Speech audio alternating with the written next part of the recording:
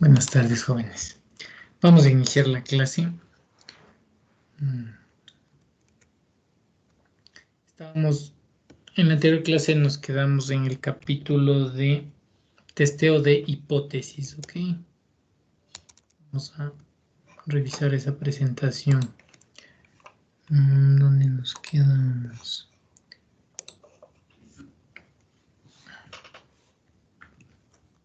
¿Grabando? Creo que sí. Entonces, en la clase anterior habíamos visto cómo setear las hipótesis para un determinado problema. Algo parecido. El problema podría ser algo como este. Déjenme copiarle al pizarrón para recordar lo que hacíamos en la clase anterior. Entonces el problema podría ser algo así. Y dice, en un reporte se lee que el 39% de los trabajadores de USA son miembros de un sindicato. Así que queremos saber si esto es cierto para el estado de Alabama. O queremos saber si esto es cierto para el estado de Alabama. Para esto tomamos una muestra de trabajadores y vemos qué porcentaje son miembros del sindicato. Entonces, P va a ser la proporción de trabajadores en el estado de Alabama que son miembros de un sindicato. Entonces es nuestra población. Aquí hay una cierta proporción de trabajadores que es de Alabama, ¿no? Que son miembros de un sindicato. Y nosotros lo que hacemos es tomar una muestra. O sea, tenemos algo pequeño, de un cierto tamaño pequeño. Con respecto a esta muestra vamos a calcular nuestra estadística. ¿No? Y después vamos a ver la probabilidad de esta estadística y compararlo con un cierto nivel de tolerancia. Bueno, en este caso solamente nos está pidiendo cuáles serían las hipótesis. Entonces, si queremos plantear para este problema cuáles serían las hipótesis, la hipótesis nula, habíamos dicho, es aquella hipótesis que no significa nada nuevo, que no desafía el status quo. Entonces, a nivel nacional se sabe que un 39% de los trabajadores son miembros de un sindicato, entonces puede ser que en el estado de Alabama esta proporción P sea igual a este P sub 0, o en este caso 0.39. Esa sería la hipótesis nula.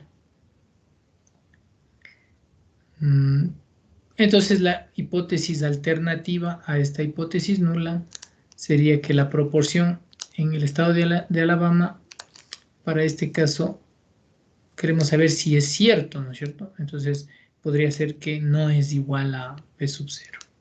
O sea, P no es igual a 0.39. No es igual a 0.39.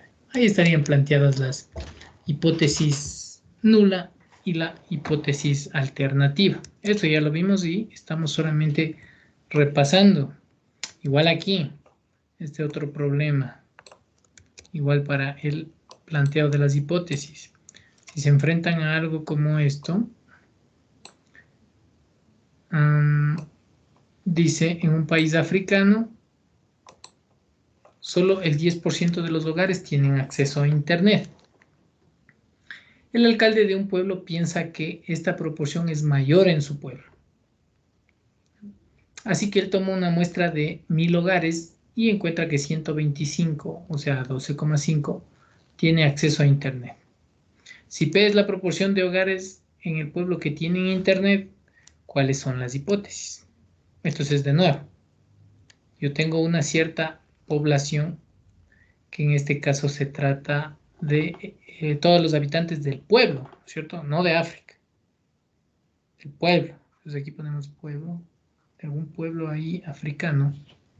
Sabemos que una cierta proporción de este pueblo, de estas personas,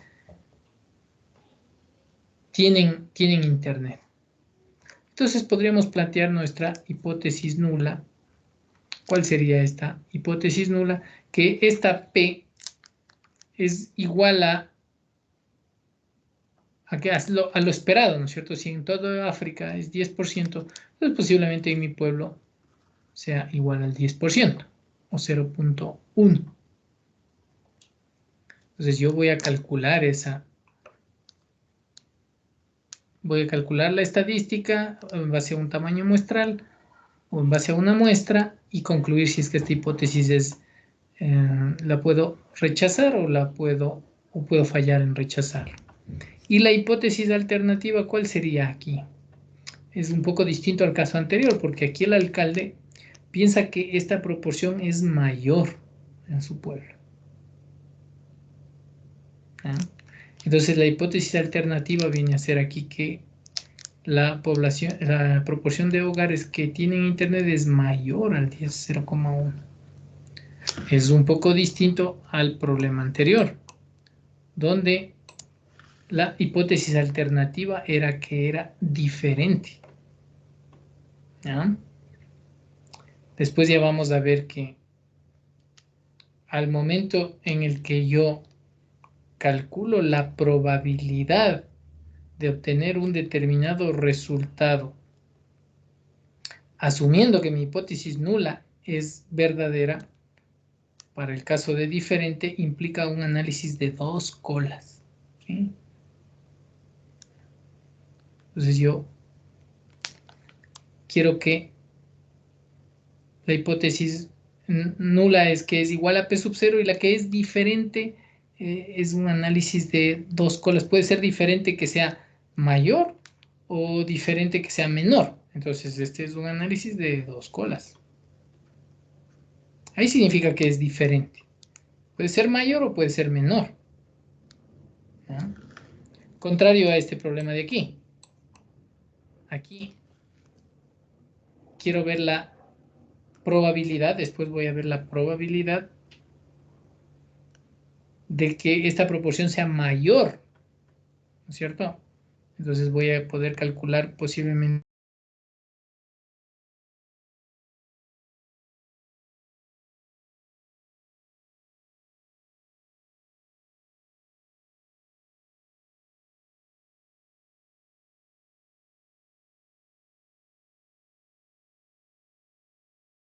es un análisis de dos colas, porque distinto implica que sea mayor o menor. En cambio, cuando tengo un análisis en el que el 1 es mayor o a veces también menor, implica un análisis de una sola cola. ¿Ok? En este caso estamos hablando de proporciones. Pero lo mismo si fueran medias, como en este ejemplo que también ya le habíamos visto la anterior semana. A ver, copiemos el pizarrón el ejemplo. Y el ejemplo dice lo siguiente. Una máquina está diseñada para dispensar 500 mililitros en promedio de un yogur en recipientes. Si el gerente de la empresa toma una muestra de 30 envases para ver si la cantidad de yogur dispensado es mayor a 500 mililitros, ¿cuáles son las hipótesis apropiadas para el testeo de esta hipótesis? Para el testeo de hipótesis en este caso. Entonces, igual, ¿no es cierto? Aquí tenemos una cierta población que va a ser de yogures que se están produciendo. Y el promedio que se está dispensando en cada uno de estos yogures es un cierto valor, mu. ¿No? Yo no sé cuál sea este valor mu. Para tratar de saber este valor mu, tomo una muestra. En este caso es de 30 envases. Entonces n es igual a 30 envases. Y ahí veo, posiblemente voy a sacar cuál es el promedio aquí del muestral, ¿no es cierto? Y compararlo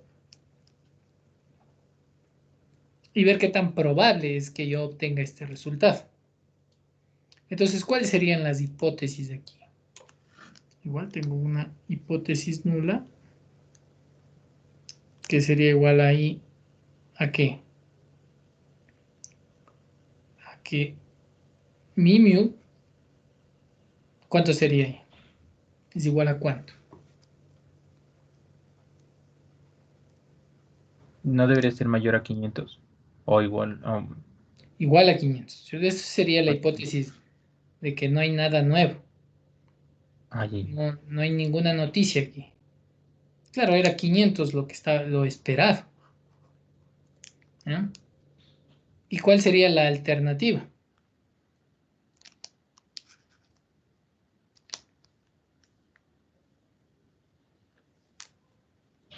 esto sí debería ser mayor. Ujú. ¿No es cierto? El gerente piensa que posiblemente es mayor que 500. Entonces, estas serían las hipótesis que voy a evaluar. Aquí es un análisis de una cola o de dos colas. Cuando es mayor solo sería de una cola. Eso, de una cola. ¿Sí? Fíjense que aquí estoy hablando de la media, contrario a los dos ejemplos anteriores donde estaba hablando de proporciones. ¿Mm? Proporciones. Eso a tomar en cuenta. ¿Se acuerdan cuando nosotros construíamos intervalos de confianza con proporciones? Era a veces un poco distinto a construir intervalos de confianza con medias. ¿No? Entonces, ya va a quedar un poquito más claro eso después. Por ahora solamente nos estamos entrenando, ahorita solo nos estamos entrenando en poner las hipótesis. Todavía no les he dicho nada de calcular la probabilidad de un determinado resultado. Solo hasta aquí todos de acuerdo en cómo construir las hipótesis. No sé si hay alguna pregunta ahí en cómo construir las hipótesis. Todavía no resolvemos cómo le evaluamos a la hipótesis. Preguntas. Y vamos a ver cómo evaluamos esta hipótesis. Entonces Una pregunta. estamos, claro, Con respecto a las hipótesis, sí puede existir los casos de que se analicen, digamos, un lado para que sea mayor, otro que sea para menor, igual en el mismo ejercicio. Digamos que el gerente quiere que saber si es mayor y en el otro dice que el gerente quiere que sea menor. Va a ser un análisis de dos colas, pero separado. claro, de hecho eso es lo que es esto, ¿no? Cuando tú dices P es distinto de P sub 0, lo que estás diciendo es que es mayor o vas a calcular la probabilidad, si aquí tú le mides una cierta distancia, digámoslo así, cuántas desviaciones de estándar de la normal estándar se encuentra, digamos, una cierta distancia z, ¿no es cierto? Z positivo y Z negativo. Después tú vas a tratar de calcular cuál es la probabilidad de que mis datos, ¿no es cierto? De que sean menores al menos Z y que sean mayores al Z. O sea, combinado estos dos, ahí estás, en este caso, evaluando esta probabilidad de que sea distinta, ¿no? Entonces, de hecho, vamos a hacer eso. Vamos a hacer un ejercicio en el que veamos cuál es esa probabilidad de que la medida este valor de P sombrero esté más abajo de menos un Z y más arriba de un Z. Este Z, acuérdense que me mide cuántas desviaciones estándar más allá de la media se encuentra mi dato. ¿Ok? Así que sí se puede tener en el mismo análisis, como tú decías, dos cosas a evaluar. Ya, Mientras más ejercicios hagamos, va a quedar un poquito más claro. Ahorita estamos recordando, por ejemplo, qué es el análisis de una cola versus qué es el análisis de dos colas. ¿Ya? Perfecto. Ya quedó un poco más claro. Vamos a recordar también cómo usar MATLAB para buscar los valores de T y de Z. Acuérdense que nosotros teníamos tablas Z y tablas T. Entonces eso también sería bueno un poco usar el MATLAB más bien para buscar estos datos de Z y de T. Los comandos, si ustedes se acuerdan, déjenme mostrarles los comandos para la tabla Z primero, podríamos analizar. El comando era, si ustedes quieren calcular la probabilidad, ¿cierto? La curva Z es algo así. Entonces, ustedes me dan el cierto valor de Z y aquí me da el área. Esta es una probabilidad. Entonces, si ustedes quieren calcular la probabilidad, usan el comando en MATLAB norm. Era norm CDF para Cumulative Derivative Distribution Function. Y ustedes le dan el valor de Z. Y este les arroja la probabilidad. Acuérdense que nuestra curva normalizada es simétrica. La media es 0. Para acá tengo valores negativos y para acá tengo valores positivos. ¿Ya? Entonces va a ser muy parecida a la tabla que ya teníamos. Que sí, lo tengo por aquí, creo. ¿Sí? Aquí está la tabla. ¿No es cierto? Lo mismo que yo puedo aquí ingresar el valor de Z y que me dé el área bajo la curva. Lo mismo puedo hacer en MATLAB con la función normCDF. Por ejemplo, si yo ingresara en MATLAB el valor de menos 3.1, el valor que me debería dar es 0,201. Entonces, si me voy a MATLAB y le pongo norm CDF para el valor de menos 3.1, habíamos dicho, ¿cierto? Es básicamente este valor, 0,201, ¿sí? Para el menos 3,1. Podríamos dar un valor un poco más grande para ver, menos 1,7. Menos 1.7. 0,044. 0,044. ¿Ah? Eso les digo porque por si acaso tengamos que encontrar un valor, por ejemplo, 1,77. Bueno, aquí también sí se puede hallar en la tabla. Pero si tenemos algún valor un poco más difícil, 1,775, ya me tocaría estar interpolando aquí en la tabla. En cambio, en MATLAB directamente ingreso ese valor y ya me da el área. Hecho. Primer comentario. Aquí estamos analizando con respecto a Z. Si quiero lo contrario, si quiero, así como puedo obtener P dado el Z, también puedo obtener el Z dado el P. ¿No? Esa función se llama en MATLAB norm INV. En cambio ahí le voy a proveer con el P y lo que me va a sacar es el Z, ¿no es cierto? O sea, es la contraria. Es una función, si me voy a MATLAB, que si yo ingreso 0,446 me va a dar menos 1,7. ¿Ya?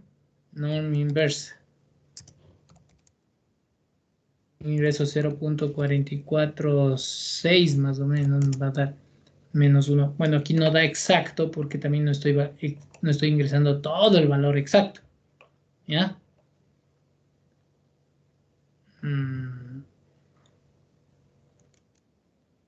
A ver. La probabilidad.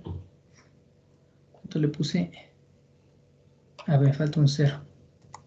0,0446. Ahí sí es. Menos 1,7.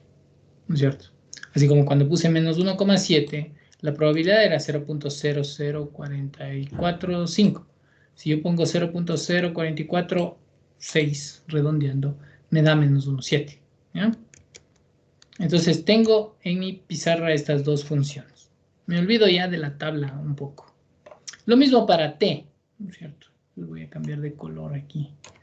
Para estadística T también. La curva T es igual, parecida a la curva.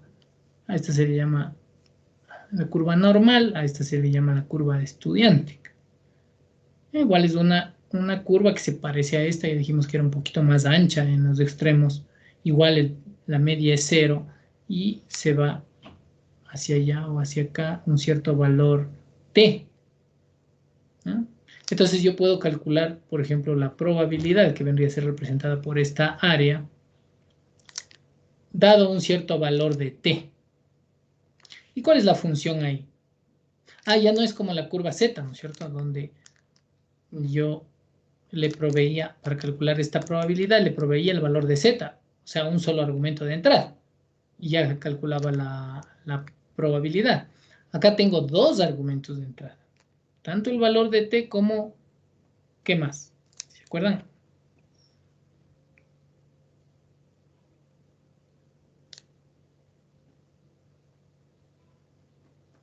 Los grados de libertad, habíamos dicho. Entonces la función es TCDF. ¿Ya? Entonces, ingreso el valor de t, ingreso los grados de libertad, le podríamos representar con el valor m por un momento, y me va a calcular el valor de p. ¿Bien? Entonces en MATLAB, ahí podría yo invocar a esa función TCDF por Cumulative Distribution Function, por ejemplo, -2 y digamos 15 grados de libertad. Y me da la probabilidad.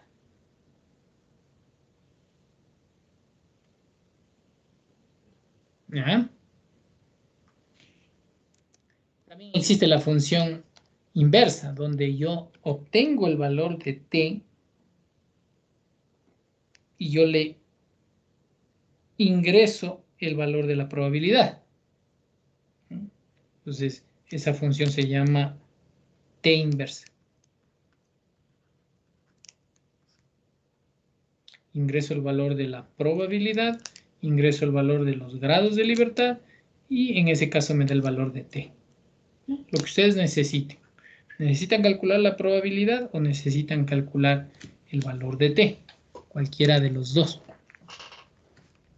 Entonces, a tomar nota sobre estas funciones para no estar usando nuestras tablas. Especialmente la tabla de t es un poco más difícil de manejar. ¿Alguna pregunta ahí sobre el uso de estas dos funciones? Estamos recordando ciertas cosas antes de meternos a calcular. Podríamos hacer un ejercicio igual comparando con la tabla de la función t. ¿Dónde tenía la tabla t-table? Aquí está.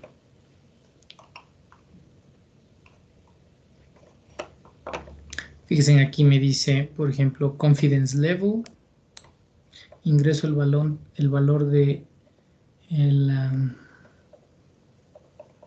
de la confianza y me da aquí el valor de t.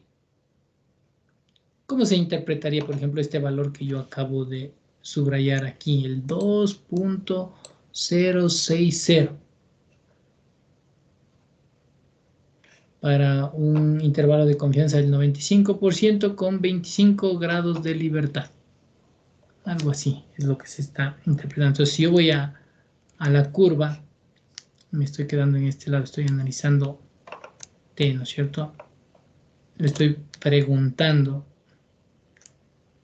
o le estoy diciendo, ¿cuál es ese valor t? ¿Cuál es ese valor t? Bonita mi gráfica. Vámonos mejor.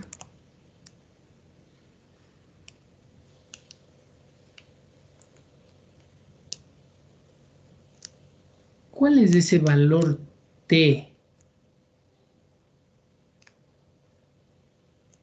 ¿T hacia arriba o T hacia abajo? Que abarca el 95% de mis datos. Cuando mis grados de libertad es igual a 25, habíamos dicho. 25. ¿No es cierto? ¿Cómo encontraríamos eso en MATLAB? Quiere decir que estoy buscando tengo el dato rojo que está aquí y desconozco este valor de t. Este valor de aquí lo desconozco. Este es mi incógnito. Entonces fíjense ustedes que, ¿cómo tengo el dato rojo que está aquí? Ah, porque sé que toda esta área es 100%.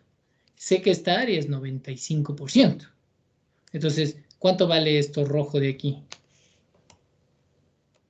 ¿Cuánto vale esta cosa roja que está aquí?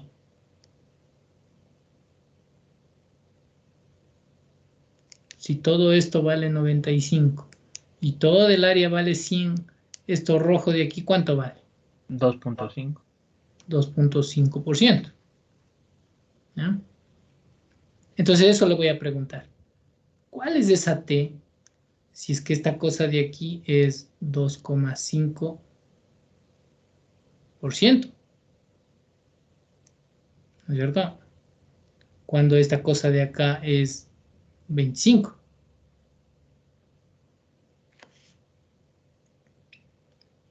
Entonces podría usar la función T inversa. T inversa de 0,025, eso sería 2,5 y 25 grados de libertad, me sale menos 2.05.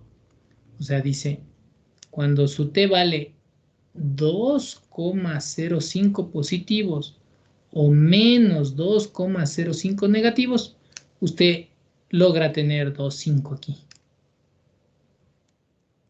Es justo lo que teníamos aquí, ¿no es cierto? 2.06 nos está dando aquí. MATLAB nos dice, sí, lo mismo, 2.06. ¿Ya?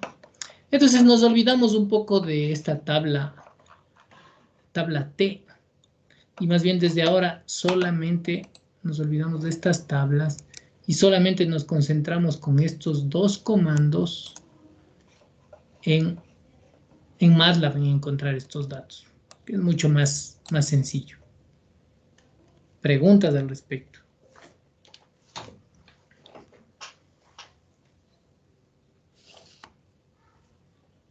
¿Qué eran los grados de libertad? Por el momento los grados de libertad solo es el tamaño de la muestra menos 1, nada más.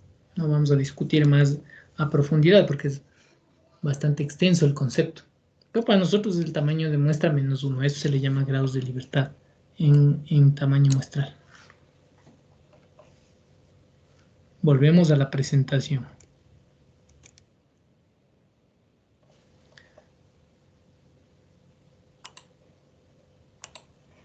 Entonces ya sabemos lo que es el análisis de una cola, análisis de dos colas. Sabemos cómo usar MATLAB para buscar los valores de T y de Z. Sabemos que existen ciertas condiciones para el análisis muestral, ¿sí? Cuando yo tomo muestras, tengo que cumplir ciertas condiciones. No puedo tomar muestras como yo quiera. Estas condiciones son de aleatoriedad, la condición de aleatoriedad, la condición de normalidad y la condición de independencia.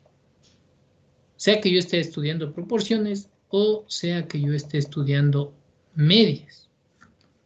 Ahora vamos a repasar eso. Eso ya vimos cuando vimos intervalos de confianza. Estamos aquí solo recordando estos conceptos. ¿Cuáles son estas condiciones? Vamos a recordar en los dos casos. ¿Qué condiciones tengo que cumplir? Vamos a separar aquí tanto lo que son proporciones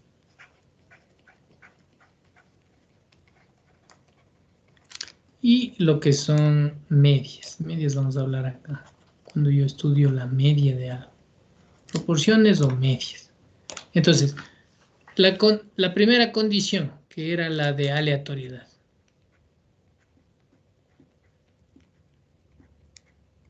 ¿Sí? Si estoy estudiando la proporción de familias que tienen internet en África, tiene que ser aleatorio esto, ¿no? No me voy a ir al barrio más pudiente en África y tomar muestras solo de ese barrio.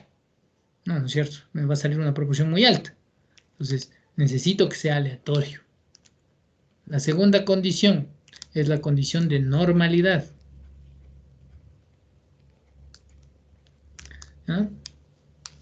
Entonces, yo necesito que al tomar yo mis muestras, estas sigan una curva normal. Entonces, ¿cómo garantizaba yo que sigan una curva normal?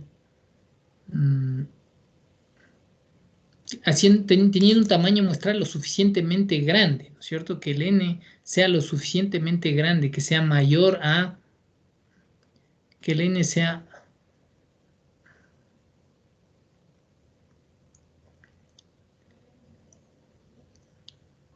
que mi tamaño muestral, por la probabilidad, digámoslo así, que tengo de obtener un cierto tamaño muestral sea mayor o igual que 10. O sea, esto le podríamos traducir como la probabilidad de éxitos. Entonces, si me voy a estudiar la proporción de familias que tienen internet y yo espero que un 10% tenga internet, mi tamaño muestral tiene que ser al menos unos 100, pues, para que 100 por la proporción de 0,1 no me dé más que 10, ¿sí me entienden? No podría ir a tomar 2 familias, muy pequeño para que la cosa me salga normal. Y la probabilidad de fracasos, que sería 1 menos P, esa también tiene que ser mayor que 10. Esta era una forma de garantizar una normalidad. O sea, que mi tamaño de muestra sea lo suficientemente grande. Eso también podrían poner aquí. El tamaño n lo suficientemente grande.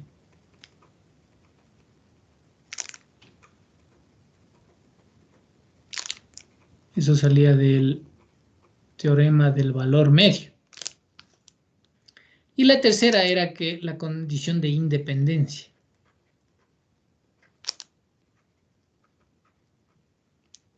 O sea, que cada uno de los experimentos no me afecte a los otros experimentos. ¿Sí? Entonces, por ejemplo, si tengo una esfera con chicles, unos verdes y unos de otros colores, el tamaño de muestra debería ser lo suficientemente pequeño, en cambio, para que no me afecte a toda mi población. Entonces, una regla podría ser que es la regla del 10%, que mi tamaño muestral sea menor al 10% del tamaño de la población. ¿Ah? Es una forma de garantizar independencia. Porque si este n es más pequeño que el tamaño de la población, no le estoy afectando a la población que estoy calculando. Otra forma es que el muestreo sea con reemplazo.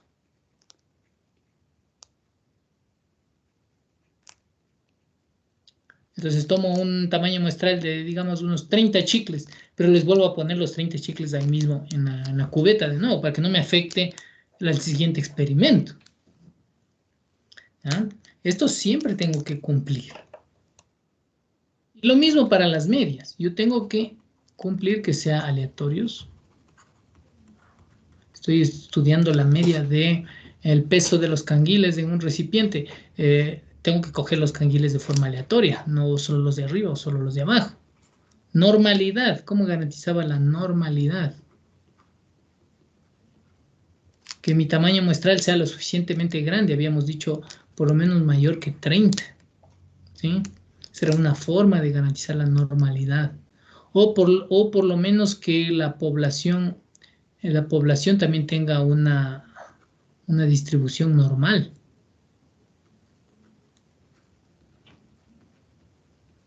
¿Sí?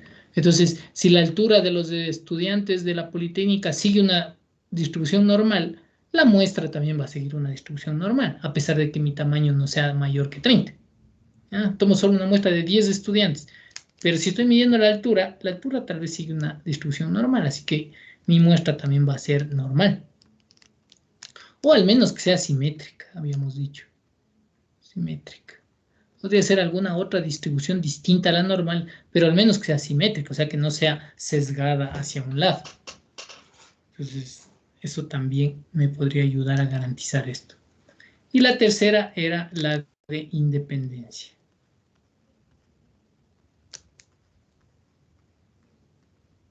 Igual mi tamaño muestral puede ser menor que el 10% de mi población. O con reemplazo, cuando se puede esto. Vuelvo a poner mi muestra, vuelvo a poner los canguiles en el mismo recipiente de canguil. y vuelvo a tomar una muestra de cualquier tamaño que esté siguiendo. ¿Ya? ¿Alguna pregunta aquí en relación a las condiciones para el análisis muestral? Todas las ecuaciones que vamos a ver nosotros están asumiendo que ustedes están siguiendo estas tres cosas, ¿no? Entonces, si no estamos tomando muestras aleatorias, si no estamos garantizando normalidad e independencia, no sirve de nada lo que estamos discutiendo aquí. ¿Ya? Todas las ecuaciones que vamos a ver asumen que ustedes sí están tomando en cuenta estas condiciones. ¿Qué más? Media versus ruido. Esto quería hablar un poco de este concepto de media versus ruido. Simplemente consiste en que a veces en ciertos libros, ¿no es cierto? Cuando nosotros estamos hablando de una distribución normal a un cierto valor que es donde yo tengo la mayoría de mis datos, a ese se le conoce como la media, ¿no es cierto? Esta es la media. Y en cambio, ¿a qué tan disperso está? A este se le conoce como el ruido. Entonces, este es el ruido, tiene un cierto ruido. Comparemos con otra gráfica. Digamos que esta otra gráfica tiene una media, la misma media, pero un menor ruido. ¿Cómo se vería con un menor ruido? Se vería algo así. Entonces, esta gráfica tiene un menor ruido, ¿no es cierto? Y otra gráfica de acá tendría un mayor ruido. Esta gráfica tiene la misma media, las tres tienen la misma media, pero la roja es la que tiene menor ruido. Y la amarilla es la que tiene mayor ruido. ¿Ya? Eso porque a veces yo también suelo decir, esta señal tiene más ruido, a veces se me escapa eso. El ruido ustedes le equiparan directamente con la desviación estándar o la varianza, cualquiera de los dos que mide la dispersión de los datos alrededor de una media. ¿Hecho? Entonces, a partir de recordar estos conceptos, también estamos recordando cómo es esta secuencia del procedimiento del testeo de hipótesis. Eso también ya lo vimos en la anterior clase. En la primera instancia, nosotros definimos nuestras hipótesis. Siempre vamos a cumplir estos 5 pasos. Vamos a definir las hipótesis. Segundo, vamos a definir nuestro nivel de significancia. Esto lo vamos a hacer apenas definimos las hipótesis, ¿no es cierto? Ya dijimos que no sería ético hacerlo al último. Esto ya tiene que estar definido al inicio. Vamos a tomar una muestra y vamos a calcular la estadística de esa muestra. Luego vamos a calcular la probabilidad de obtener esa estadística, pero asumiendo que es verdad la hipótesis null. Vamos a calcular esa probabilidad de ese resultado que me dio, asumiendo que la hipótesis nula es verdadera. Y si esta probabilidad es baja, es más baja que el nivel de significancia, rechazamos la hipótesis nula y nos sugiere la hipótesis alternativa. Eso era lo que habíamos discutido en la clase anterior. ¿Sí? Aquí hay una analogía con el ámbito judicial. En el ámbito judicial uno también empieza por una hipótesis nula. Digamos que estoy juzgando a alguna persona por el asesinato de alguien. Parto de una hipótesis nula que es inocente, ¿no es cierto? Esa es mi hipótesis nula. Y luego voy a poder setear un cierto nivel de significancia. Entonces voy a empezar hasta cierto punto yo tolero esto. Ahora me dan algo de evidencia. Digamos que esta persona que yo le estoy juzgando pasaba cerca de la persona que está muerta. O sea, pasaba cerca de la víctima. Eso ya me hace rechazar la hipótesis nula de que es inocente, el hecho de que está pasando cerca de la persona. No, ¿no es cierto? No alcanza todavía a mi nivel de significancia. Pero digamos que no solo pasaba cerca de la víctima, sino también tenía un cuchillo en su mochila. Ya, la probabilidad de que una persona tenga un cuchillo pase cerca de la víctima, ¿no es cierto?, siendo inocente es bien baja. Acuérdense que siempre tengo que calcular la probabilidad asumiendo que la hipótesis nula es verdadera. Entonces, ¿cuál es la probabilidad de que pase cerca de la víctima y que tenga un cuchillo? Entonces, ¿cuál es la probabilidad de que esas dos cosas pasen siendo inocente? Ya la probabilidad se está yendo para abajo. ¿Y qué tal si aparte de eso el cuchillo estaba ensangrentado? ¿Ah? ¿Cuál es la probabilidad de que alguien tenga un cuchillo con sangre cerca de una víctima? Y encima el ADN de ese cuchillo es el ADN de la víctima. Ya, o sea, ya pasó mi nivel de significancia, pues. ¿No es cierto? Ya la probabilidad es bien bajísima. La probabilidad de que sea inocente y que tenga el cuchillo con la sangre, con el ADN de la víctima, tal vez hay algún juez que dice todavía no me convence a mí. Entonces ese juez tiene un nivel de significancia todavía más bajo. ¿Ah? Capaz que él quiere ver inclusive el video, pero y aún así capaz que alguien manipuló el video. O sea, ¿sí me entienden? Pero ya es todavía más improbable. Y ahí tomo mi decisión. Rechazo la hipótesis nula de que es inocente y me voy por la hipótesis alternativa que posiblemente sea culpable. Espero que esta analogía judicial un poco les ayude a darse cuenta de lo que estamos haciendo. Por ejemplo, vamos a ver este ejemplo, que lo vamos a copiar en nuestra pizarra. Copiemos en nuestra pizarra para ver cómo nos enfrentamos a este ejemplo. Y vamos cumpliendo los 5 pasos que habíamos hablado. Dice, un estudio indica que el 26% de los estadounidenses habla más de un idioma. Así que queremos saber si en una determinada ciudad de Estados Unidos esta proporción es mayor. Entonces tomamos una muestra aleatoria de 120 individuos y encontramos que 40 hablan otro idioma. Entonces, ¿cuál sería la conclusión? Vamos a ver si entendemos esto. Lo que está pasando aquí es que yo vivo en una cierta ciudad de Estados Unidos, digamos Nueva York, New York, y yo quiero saber qué proporción de aquí habla más de un idioma. Entonces, P le podríamos definir como la proporción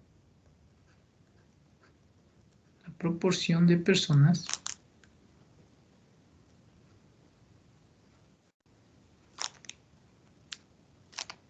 que habla más de un idioma.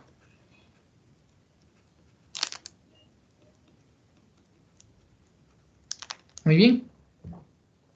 Entonces, el primer paso para esto, ¿en qué consistía? Setear las hipótesis, ¿no es cierto? Entonces yo posiblemente digo, mi hipótesis nula es que la proporción de personas que hablan más de un idioma aquí en mi ciudad de Nueva York es igual a la esperada, ¿no es cierto? A esa P sub 0, o sea, es igual a 0.26, o sea, nada nuevo, no hay nuevas noticias, no desafía el status quo. En relación a la hipótesis alternativa, ¿cuál sería la hipótesis alternativa? Es mayor, dice. Entonces, tal vez la hipótesis alternativa es que sea mayor que P sub 0 o mayor que 0,26, que es lo mismo. ¿No? Primero des en cuenta que vamos a hacer un análisis de una sola cola, por si acaso. De una cola. ¿Ya? Entonces, ¿qué es lo que está pasando? Yo, para hacer esta inferencia con respecto a esta población, tomo una muestra, no puedo ver, no desconozco esta P. Lo que hago es tomar una muestra, y esta muestra tiene un tamaño de 120. Esto sí puedo ver. En este tamaño 120 encuentro que mi proporción, ¿a cuánto es igual? 40 de 120 hablan más de un idioma. O sea, habla otro idioma. O sea, 40 de 120. O sea, la proporción aproximada es, parece que 0.3. 0.33.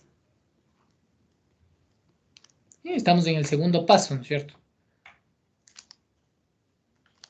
Si nos vamos a nuestros 5 pasos, voy a regresar a la presentación. Nuestros 5 pasos, aquí está. Definir nuestras hipótesis, ya listo. Definir nuestro nivel de significancia. Todavía no hemos hecho este paso 2. Nos descuidamos ahí. A ver, ¿qué nivel de significancia le ponemos?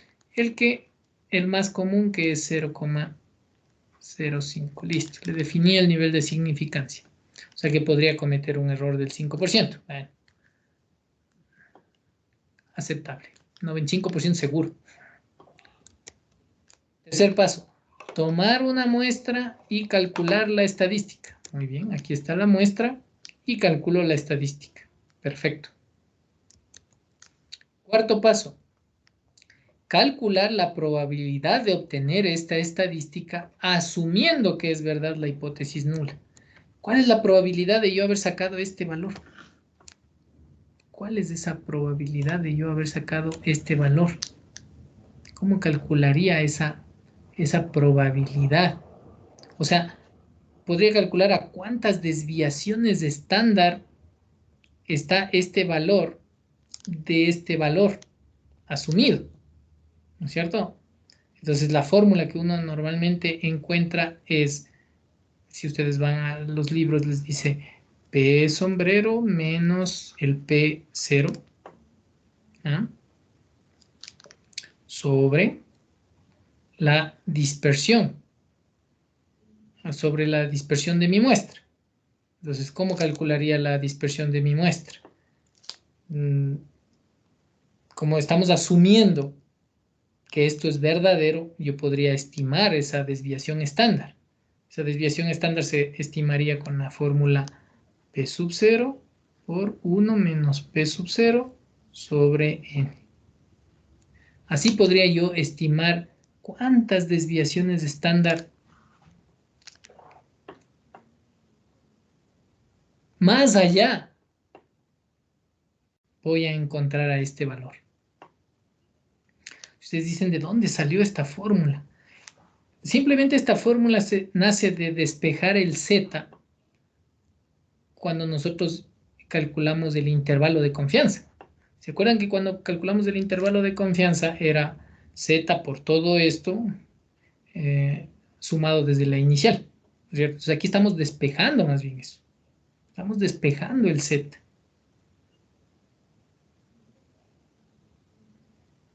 ¿Ok? Entonces podemos hacer este cálculo. Podemos ver a cuántas desviaciones de estándar o más allá va a estar la probabilidad de obtener este valor. Entonces sería aquí 0.33. A veces no es tan importante el signo de esto, por eso a veces aparece así también entre valor absoluto. En este caso no lo necesitamos. Menos 0.26 sobre la raíz cuadrada de 0.26 por 1 menos 0.26. ¿Por qué? Porque estamos asumiendo que es verdad esto. Entonces, si asumo que es verdad esto, yo puedo estimar la dispersión, ¿no es cierto?, de mi muestra. Alguien también podría decir, es la diferencia de lo que obtuve versus lo esperado sobre el ruido. Esto sobre N, en este caso es 120. Entonces calculemos este valor de Z. ¿Cuál sería este valor de Z? En nuestra calculadora hacemos 0.33 menos 0.26 dividido para la raíz cuadrada 0.26 por 1 menos 0.26 y todo esto dividido para 120.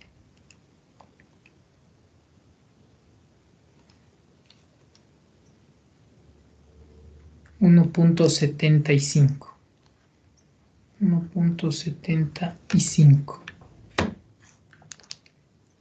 ¿Sí? Entonces, este valor, digámoslo así, está a 1.75 desviaciones de estándar de mi distribución normal estándar. O sea, si quieren verla en forma gráfica, aquí está mi distribución normal estándar. Aquí está la media, que por cierto es 0, ¿no es cierto? En la distribución normal estándar. Y este valor se encuentra más allá de 1.75 veces la desviación estándar. Entonces, ¿cuál es la probabilidad de que me haya salido este valor o algo inclusive más extremo? Sería esta área de aquí, ¿cierto? ¿Cuál es esta probabilidad? Entonces aquí le voy a encontrar esa probabilidad. No quiero usar el símbolo P porque el P ya está usado acá como proporción de sombrero, está aquí. Llamémosle P así con este rabo aquí. ¿Cuál es esta probabilidad de este valor? O sea, ¿cuánto vale esa área? Mi Z vale 1.75. Ojo, antes de que entren a calcular, ¿qué pasaría si es que este P fuese menor que mi nivel de significancia? Díganme ustedes. Antes de que le calculemos.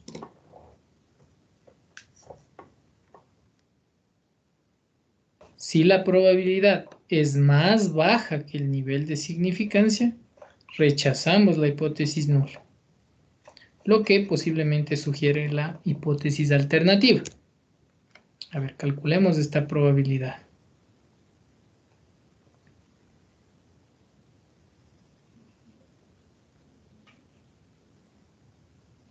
Puedo hacerle en la tabla o le puedo hacerle en MATLAB, ¿no es cierto? Vamos a hacerle en MATLAB. Ya dijimos que en MATLAB está más fácil. La función, borremos esto. La función que necesito invocar es norm CFD. CDF, perdón. ¿Y cuál valor es el? Esta función me da, acuérdense que esta función me da el área desde menos infinito hasta el valor de z. ¿Ya? O sea, me está dando, si ustedes se acuerdan, la tabla de z me está dando esta área de aquí. Yo no quiero esa de ahí, quiero la contraria. Ah, pero es simétrico, ¿cierto? Entonces podría poner menos 1.75 y da lo mismo que 1.75. ¿Ah? Entonces, ¿cuál es la probabilidad de tener un valor de menos 1.75? La probabilidad es 0,04.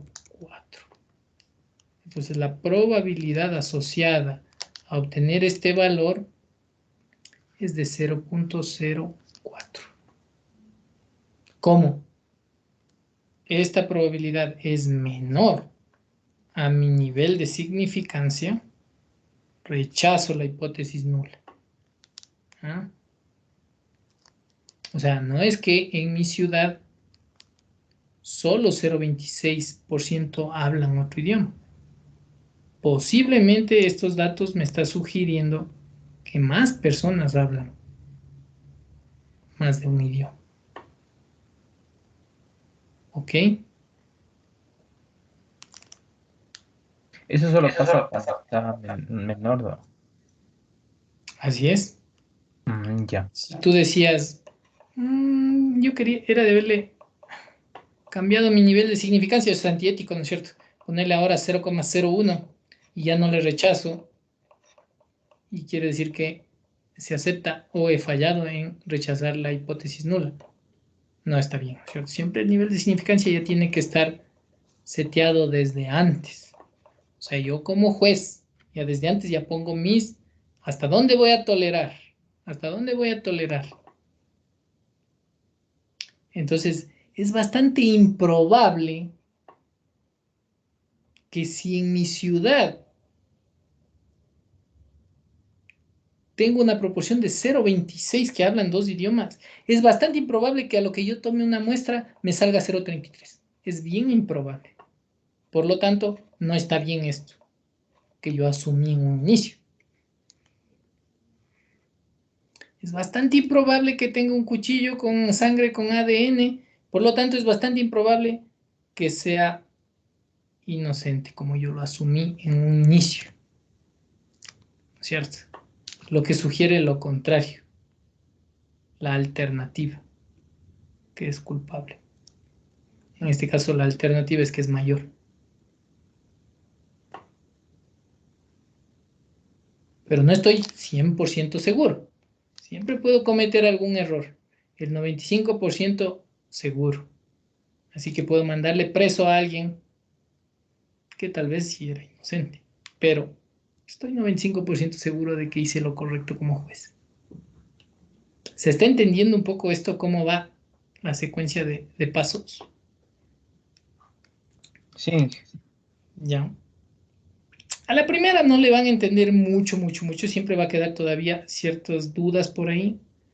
Pero vamos, la forma de aprender esto es seguir haciendo más ejercicios. Tengan en cuenta ustedes que siempre en los papers se está reportando el valor de P. Y la gente siempre busca estos valores de P menores que 0,05 y dicen, hey, aquí tengo alguna noticia que encontré en mi investigación.